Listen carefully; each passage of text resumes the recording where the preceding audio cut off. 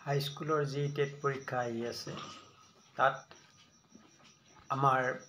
মেথছৰ যিবিলাক কোৰ্চ আছিলে মই তাৰে ইতিমধ্যে কিছু আলোচনা কৰিছোঁ। মই আজি অনুপাত, সমানুপাত আৰু ভেদ বিচৰণ তাৰে মই কেনেকুৱা ধৰণৰ প্ৰশ্ন আহিব পাৰে মই অলপ আভাস দিম। প্ৰথমে মই গোটেইকেইটা পাঠৰ কিছু মেইন পইণ্ট বুজাই দিম। এই পইণ্টখিনি যদি জানিব পাৰা তেতিয়াহ'লে তাৰে যিকোনো প্ৰশ্নই উত্তৰ কৰিব পাৰিবা। তথাপিও মই কেইটামান ইম্পৰ্টেণ্ট প্ৰশ্ন দিম। তোমালোকে ভিডিঅ'টো শেষলৈকে চাবা বুলি আশা থাকিল। অনুপাত কি? অনুপাত হ'ল এটা শুদ্ধ ভগ্নাংশ, অৰ্থাৎ দুটা বস্তুৰ মাজত তুলনা কৰাটোৱে কি বুলি কোৱা হয়? অনুপাত বুলি কোৱা হয়। এতিয়া অনুপাতটো প্ৰকাশ কৰা হয় কেনেকৈ?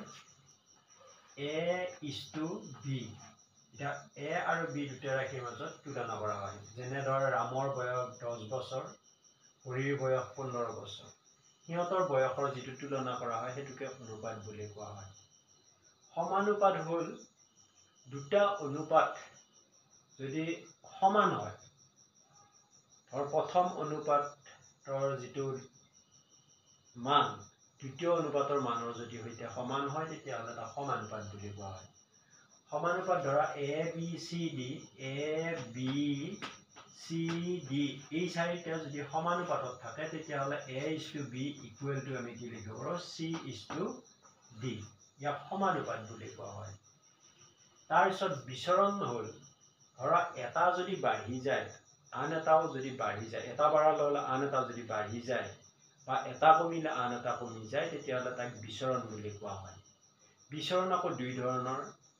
এবিধ তাৰমানে এটা বাঢ়িলে আনটো যদি বাঢ়ি যায় তেতিয়াহ'লে প্ৰত্যক্ষ বিচৰণ বুলি কোৱা হয়। আকৌ এটা বাঢ়িলে যদি আনটো কমি যায় তেতিয়াহ'লে পৰোক্ষ বিচৰণ বুলি কোৱা হয়। এতিয়া আমি অনুপাত জানিলোঁ, সমানুপাত জানিলোঁ আৰু বিচৰণ জানিলোঁ। এতিয়া মই প্ৰথমতে অনুপাতৰ ধৰা কেনেকুৱা প্ৰশ্ন আহিব পাৰে মই প্ৰথম এয়া দি দিম এটা। এতিয়া ধৰা ইয়াতে এটা দিয়াই আছে প্ৰশ্ন, মই এনেকুৱা ধৰণৰ প্ৰশ্ন ধৰা আহিব পাৰে। যদি x:y = 2:3 তেন্তে 3x + twice y / twice x + 5y ৰ মান হ'ব বুলি অপশ্যন 4টা দিয়া থাকিব পাৰে। তাৰে কোনটো অপশ্যন হ'ব পাৰে সেনেকুৱা দিব পাৰে। এতিয়া এই বস্তুটো আমি এনেই নিয়মমতে কৰিব লাগিলে আমি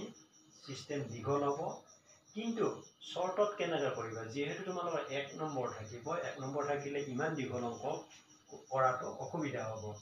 এই শ্বৰ্টত কেনেকৈ কৰিবা মই শ্বৰ্টত কৈ দিছোঁ। x:y = 2:3 তাৰমানে x ৰ মানটো y মান 3 বুলি ধৰি ল'বা। এনেকৈ বুলি ধৰি ল'ব লাগে। মই কেনেকৈ কৰিব লাগে অলপ দেখুৱাই দিছোঁ। x:y 2:3 হ'লে x/y = 2/3 k বুলি ধৰি ল'ব লাগে। x = twice k, y = thrice k সেনেকৈ কৰিব লাগে। কিন্তু সেনেকৈ কৰিব গ'লে আমাৰ বহুত সময় লাগিব। তাতকৈ এটা কাম কৰিবা, x ৰ মানটো অৰ্থাৎ x ৰ জেগাত 2 বহাবা, y ৰ জেগাত 3 বহাবা। ইয়াতে 2 বহালে 3 × 2 = 6 আৰু এইটো 3 বহালে 3 × 2 = 6। 6 6 কিমান হ'ল? 12 হ'ল। ইয়াতেও 2 বহালে 2 × 2 = 4 আৰু 5 × 3 = 15। 15 4 কি হ'ল? 19। ওপৰত থাকিল 12 আৰু তলত থাকিল 19। সিহঁতক যদি লঘিষ্ঠ আকাৰ বা কাটাকাটি যে কাটিলা নগ'লে উত্তৰটো ইয়াৰ কি হ'ব? 12/19। এইটোৱেই কি হ'ব? এনচাৰ। এনেকৈ শ্বৰ্টতে কৰি দিব পাৰি। আমাৰ এই নিচিনাকৈ এইটো অনুপাতৰ অংক, এনেকুৱা টাইপৰ অংক আহিব পাৰে। যদি এনেকুৱা টাইপৰ অংক আহে তেতিয়াহ'লে কৰি দিলা। বা তোমালোকক ধৰা এনেকুৱাকৈ দিব পাৰে, ধৰা ৰামৰ বয়স 10 বছৰ, হৰিৰ বয়স 15 বছৰ। সিহঁতৰ অনুপাতটো হ'ব। অনুপাতটো হ'ব লাগিলে আমি অনুপাত মানে কি কৈছিলোঁ কি? শুদ্ধ ভগ্নাংশ। গতিকে অনুপাত হ'ব লাগিলে আমি কি কৰিব লাগিব? 10:15। ইহঁতক লঘিষ্ঠ আকাৰলৈ নিব লাগিব।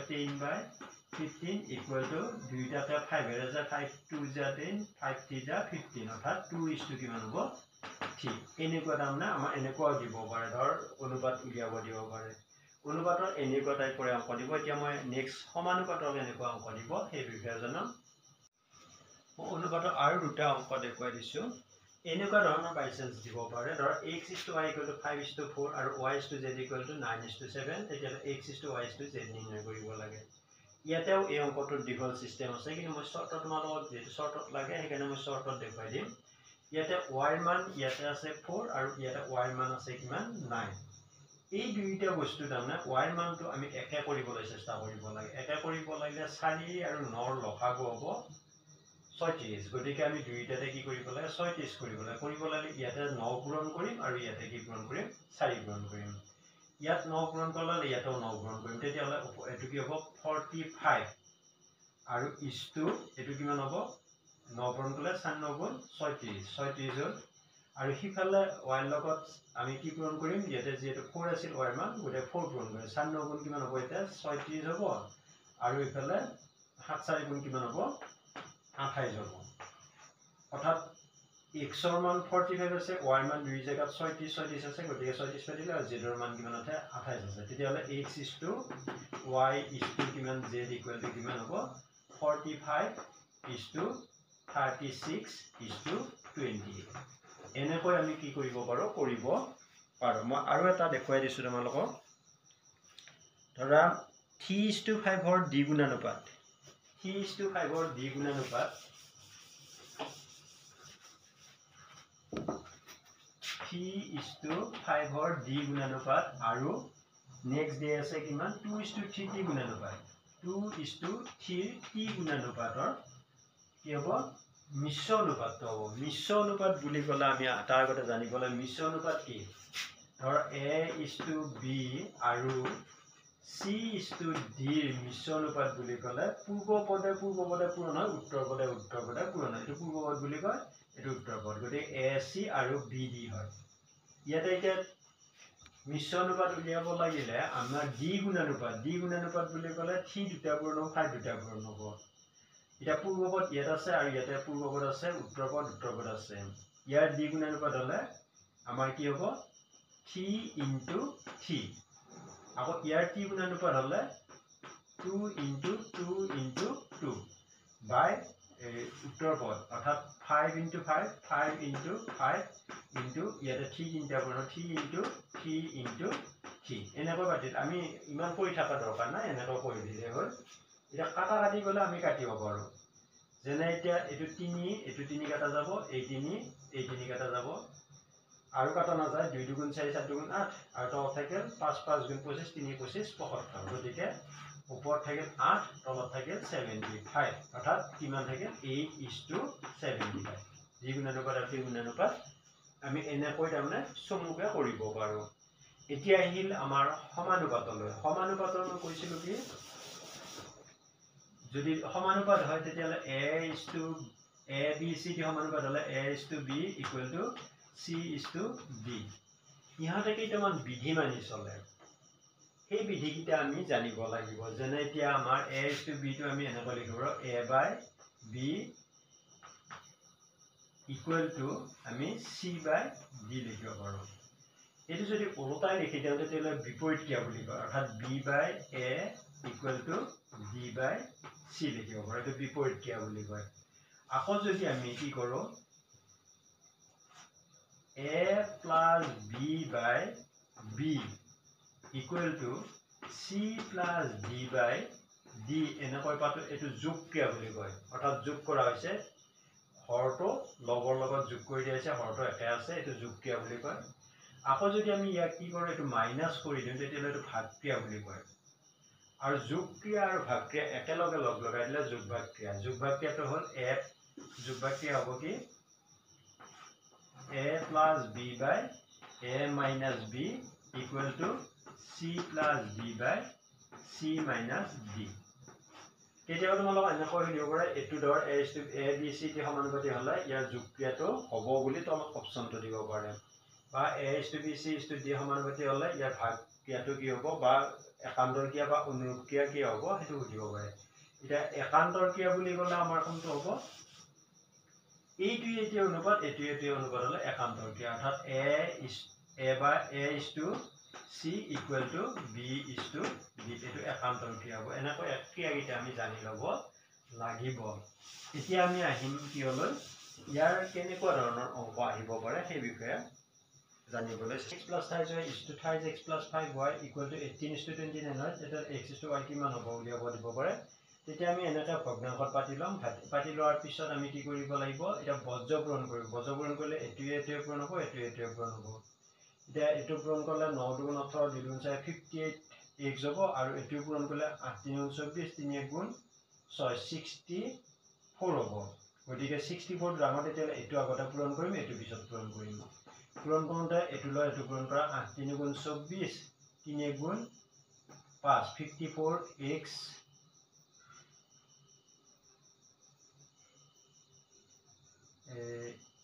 প্লাস কিমান হ'ব 5 18 আমি এটো পূৰণ কৰিলে 9 2 18 2 গুণ 4 58 হ'ব আৰু এটো 54 হ'ব গতিকে আমি ইটো আগত পূৰণ কৰিম এটো আগত নকৰো এনে কৰিলেও ভুল নহয় কিন্তু আমি এটো কৰিম এটো আগতে পূৰণ কৰিম 9 2 গুণ 18 2 গুণ 4 558x তাৰপিছত প্লাস এটো লৈ এটো পূৰণ কৰিলে 3 9 গুণ 27 3 গুণ 6 87 y equal to এটো লৈ এটো পূৰণ কৰিম 3 18 54 x plus 5 18 কিমান হ'ব 90 y বাতি দিলো তাৰপিছত x গিটা এফালে আনা 58 x এই 54 x টো ইফালে মাইনাস হ'ব এটো 58 টা প্লাস 56 টা মাইনাস গতিকে আমাক এটা লাগিব 4 টা 4x থাকিব ইকুৱেল টু কিফালে y থাকিব 90 টা y আছে 87 টা y ইফালে গলে কিমান হ'ব মাইনাস হ'ব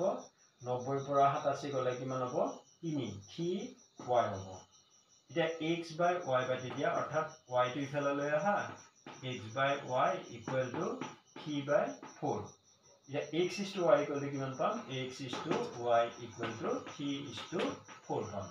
এনেকৈ আমি x is to y উলিয়াব লাগে এটো শৰ্টত কৰাটো অলপ অসুবিধা হয় এখিনিয়ে কিছু শৰ্ট কৰিছো আৰু দীঘল হয় কিন্তু এখিনি কৰি দেখাইছো এনেকৈ তোমালোকৰ মানটো উলিয়াব পাৰিবা নেক্সট মই আৰু এটা দি আছো আৰু কেতিয়াবা আমাৰ মধ্য সমানুপাতি উলিয়াব দিব পাৰে বা চতুৰ্থ সমানুপাতি উলিয়াব দিব পাৰে বা তৃতীয় সমানুপাতি উলিয়াব দিব পাৰে ধৰা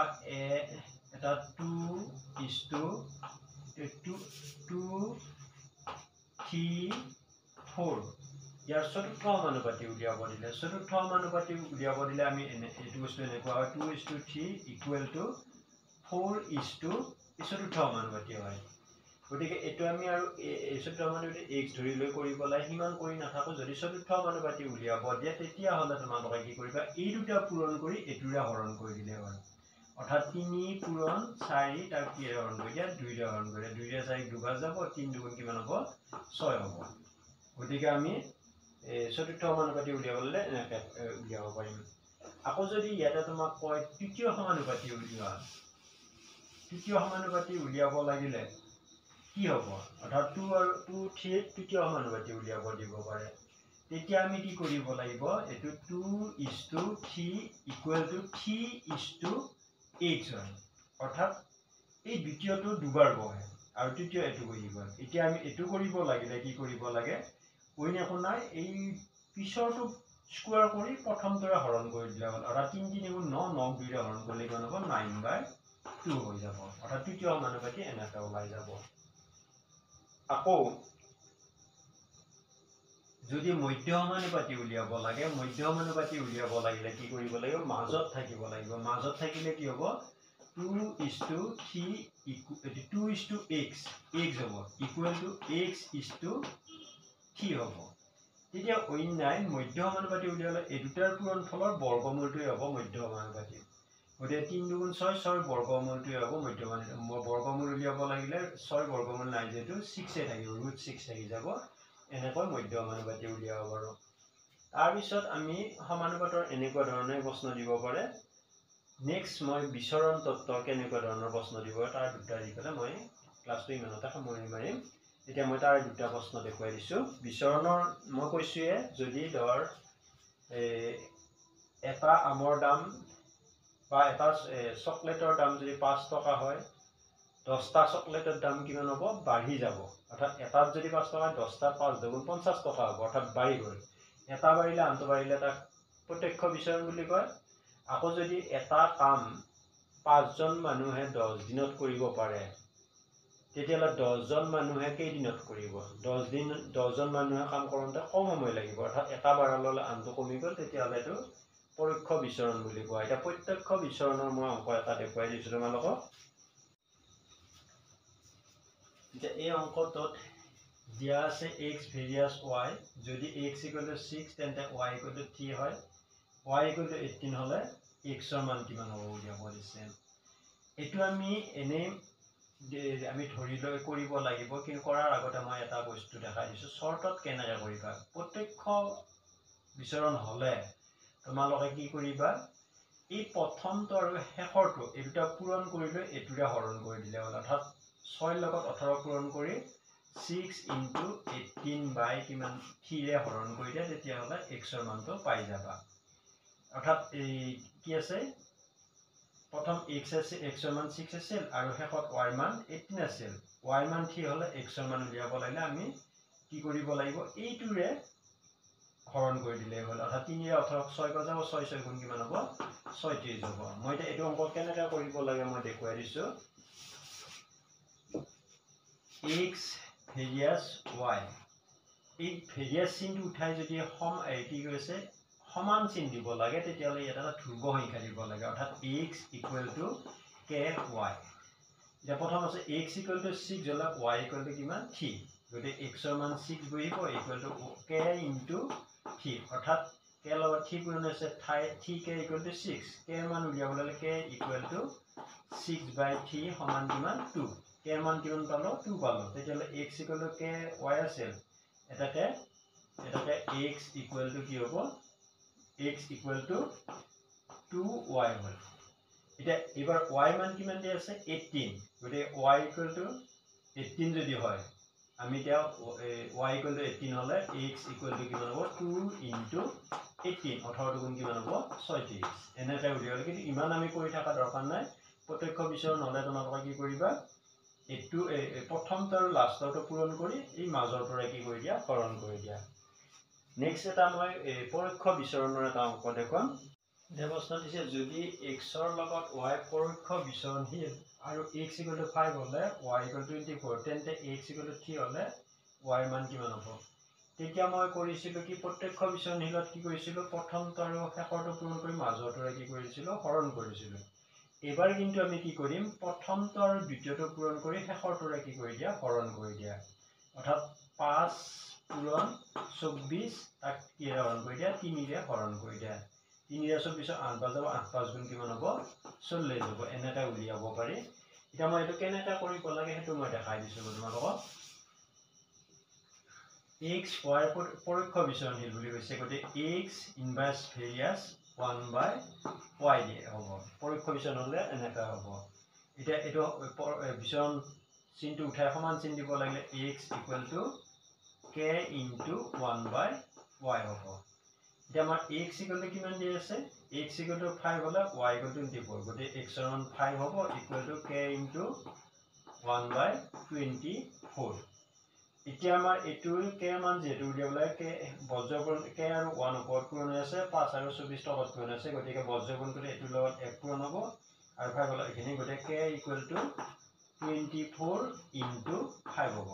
অৰ্থাৎ 5 4 গুণ 20 5 2 গুণ 10 12 112 120 গতিকে সমান 120 হ'ব এতিয়া আমি ইয়াতে k মানটো বহাই দিম x = 120 * 1/y এবাৰ কি দি আছে ইয়াতে x = 3 হলে x ৰ মান যদি 3 হয় ইয়াতে 3 বহিব 120 পূৰণ 1/y আছে এটা এই y টো তলত আছে 3 টো ওপৰত আছে y টো ওপৰলৈ আহিব 3 টো তললৈ যাব অৰ্থাৎ ইয়াতে y বহিব তাত 3 বহিব গতে y = কিমান হ'ব 120 ল 1 পূৰণ কৰিলে 120 হ'ব 3 3 ৰে হৰণ কৰিলে কিমান হ'ব 40 বাৰ এনেকৈ আমি উলিয়াব পাৰো মই অনুপাত সমানুপাত আৰু বিচৰণৰ এইখিনি অলপমান আইডিয়া দিলো এইখিনি জানিলে মেইনলি এইখিনি পইণ্ট গিটা জানিলে তোমালোকে ইয়াৰ পাঠৰ অংকবিলাক কৰিব পাৰিবা গতিকে তোমালোকে ভালদৰে চোৱা আৰু পৰীক্ষা যেটো আহিলে গতিকে পৰীক্ষা যাতে এই প্ৰশ্নবিলাক আহিলে কৰিব পৰা তাৰ বাবে মই আশা কৰি ক্লাছটো ইমানতে সামৰণি মাৰিছো ধন্যবাদ